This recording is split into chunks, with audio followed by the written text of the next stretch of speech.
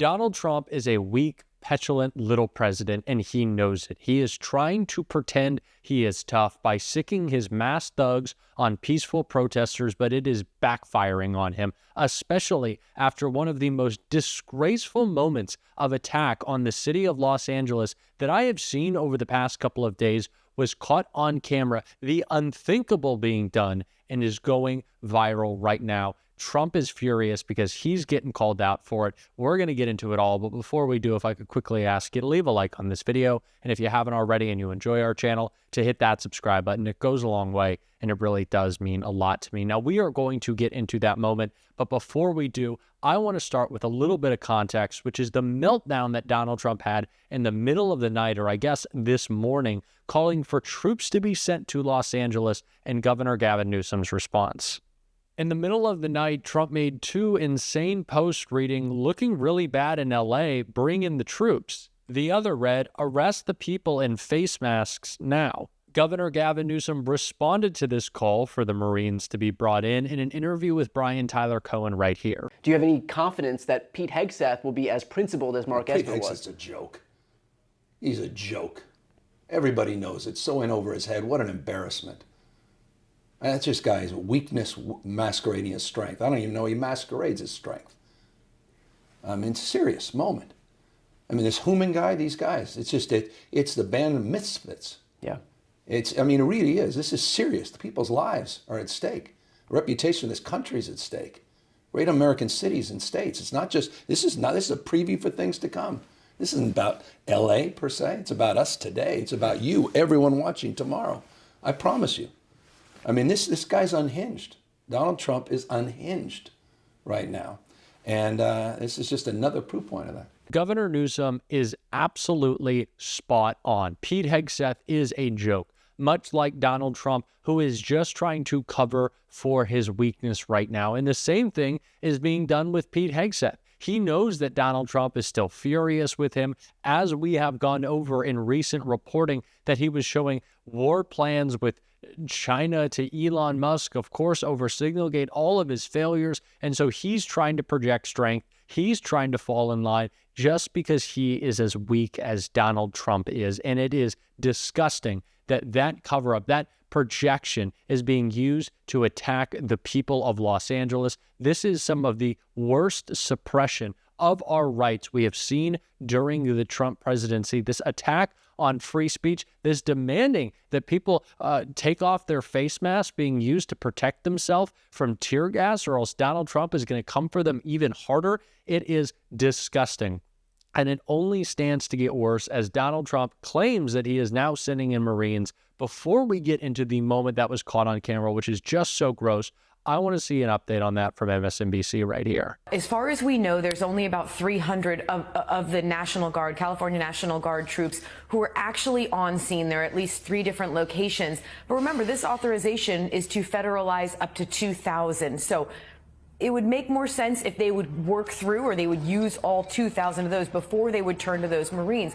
It is obvious what Donald Trump is trying to accomplish by calling for Marines to be sent in. It is the same thing that he was trying to accomplish when he sent in the National Guard. He is only seeking to fan the fires of fear, to stoke unrest that was not there before Donald Trump caused it. Gavin Newsom called that out again in his interview with Brian Tyler Cohen, and I want to take a look at that before we get into this shocking moment. Did the National Guard need to come into California? Of course not. He flamed the fires. This is exactly what he wanted. This is what he intended by illegally acting to federalize the National Guard. We're going to be initiating a lawsuit first thing tomorrow morning, and it did exactly what we told his team it would do. It would inflame the anxiety, would inflame the conditions, and the most important thing he can do if he wants this thing behind us is to rescind his order and to get back into some semblance of orderly life here that he created. Donald Trump is trying to cause unrest. I know it, you know it, the people of Los Angeles know it, but what is so scary is that his thugs on the ground know it, and they are acting like it. They understand why they are there, and so they are attacking protesters, and they are attacking journalists, as we saw in what was maybe the most viral and certainly most disturbing moment from yesterday that I want to get into right here. Australian reporter hit by a non-lethal round during live report from LA immigration protest. An Australian television journalist was hit in the leg by a rubber bullet Sunday while reporting live from downtown Los Angeles on the large-scale protest over Donald Trump's immigration crackdown and subsequent deployment of California National Guard troops to the city. Video of the incident released by 9 News shows correspondent Lauren Tomasi, microphone in hand, reporting live when an officer behind her suddenly raises their firearm and fires a non-lethal round at close range. Tomasi, who doesn't appear to be wearing personal protective equipment, cries out in pain and clutches her lower leg as she and her cameraman quickly move away from the police line. "You just expletive shot the reporter," a voice off camera can be heard shouting. While I do not want to show the video and will have it leaked in the comments because it is deeply disturbing, one Twitter user said, "You can see the cop take aim and shoot directly at the reporter who is just, reporting. I get that these guys are under a lot of stress, but shooting at reporters is unacceptable." It is unacceptable. It is gross. But this is what Donald Trump wants to accomplish. He is trying to make the situation, which was peaceful, unrestful. Donald Trump wants to create unrest. Donald Trump wants to create intimidation. Even the LAPD called him out for it right here. LAPD was not given advance notice that the federal operations would occur in that area. As a result, we were not pre-positioned to respond immediately to unrest related to those actions. Once the call for assistance came in, LAPD responded within 38 minutes. And that sounds like a long time, but I'll tell you why that is. The response was impacted by traffic, crowd density in the area with unrest occurring, hazardous conditions caused by tear gas that was previously deployed by federal agents at the... Donald Trump has sent in the order, and now his thugs are carrying it out. We have known this for some time, though, that Donald Trump's attack was going to be carried out by ICE. It is deeply unsettling that they know what their job is. It is not to protect us. It is not to calm any tensions. No, it is to create them. But Democrats, especially Tim Walz, have been talking about this for some time.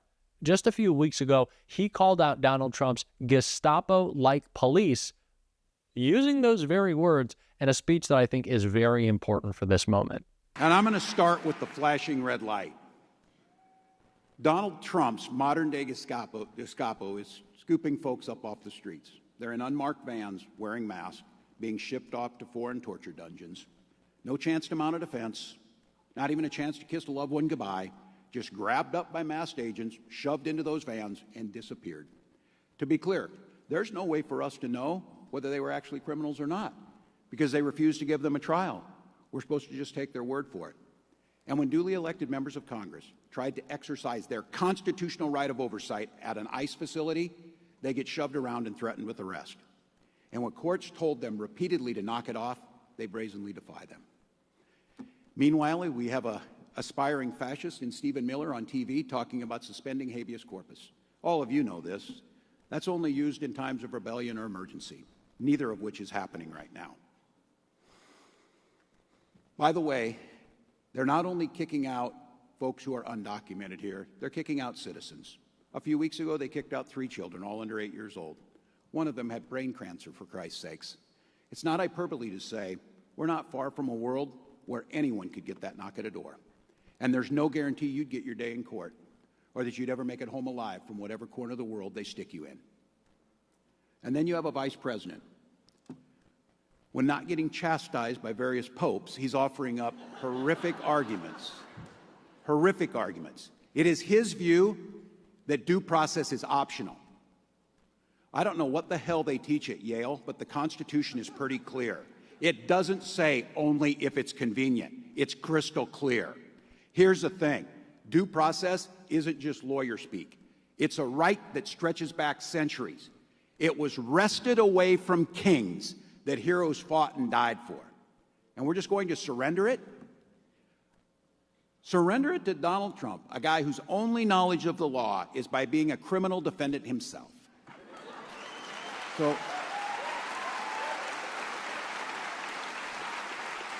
and I am going to talk about it. It's happening in front of our eyes. I'm going to talk about this damn jet. I don't know if you heard it. The president is getting this. I'm a little obsessive about things that really irritate the crap out of me and this type of stuff. Because this palace in the sky is getting from the Qatari government, which he gets to keep for himself when he's done. Let's be very clear. It's a flying bribe, blatantly unconstitutional.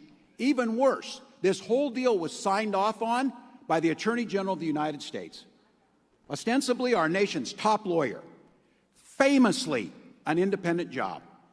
But now, the Attorney General Pam Bondi is acting as the president's personal attorney. And weirdly enough, coincidentally enough, she happens to be a lobbyist for the government of Qatar. This is what the crumbling of rule of law looks like in real time. And it's exactly what the founders of this nation feared: a tyrant abusing power to persecute scapegoats and enemies. Look, I get it. There's nervous folks on my side of the aisle. They don't want us to touch any of this. I keep hearing this. Oh, the polling really, it sucks talking about this. It's a distraction from more important issues. Consultants said steer away from talking about this rule of law stuff. But caring about this stuff isn't partisanship or politics, it's patriotism. The rule of law is the whole ballgame.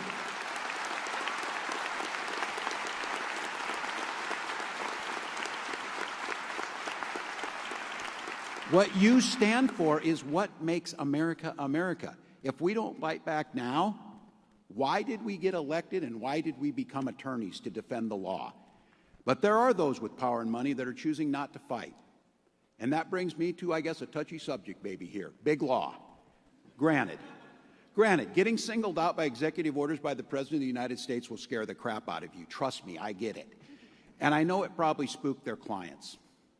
But as any 1L here could tell you, those executive orders carry about the same constitutional authority as a ransom note.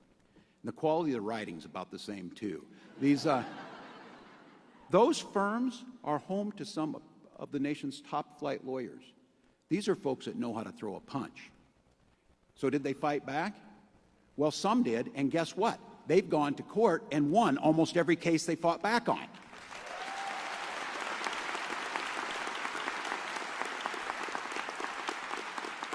But some of the biggest firms, you know the ones I'm talking about, they caved. I hope you haven't signed with them yet. Those feckless firms let Donald Trump shove them into a locker. Now they're at his beck and call to do his dirty work for free. Tim Walz was spot on then, and he's spot on now. We have to continue to call this out for what it is.